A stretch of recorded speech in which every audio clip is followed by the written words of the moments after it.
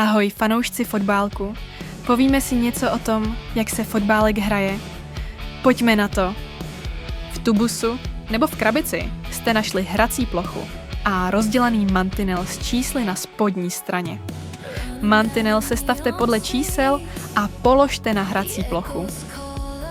Vyjměte figurky týmu z tubusu a rozmístěte je na celou hrací plochu před začátkem hry.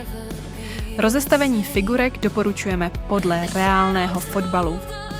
Natahuje vždy ten hráč, jehož figurka je nejblíže míčku. Bránící se hráč může pohnout jednou figurkou v poli a brankářem.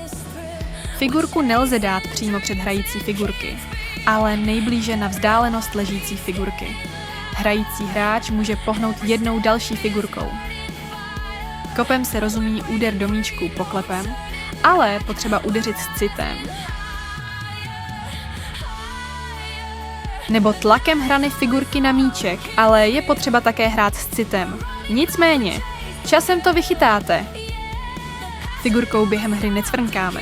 Cvrnkáním jenom hrajeme auty. A samozřejmě, hrajeme s vírou ve vítězství a naplno. Všechna ostatní pravidla jsou stejná jako u reálného fotbalu.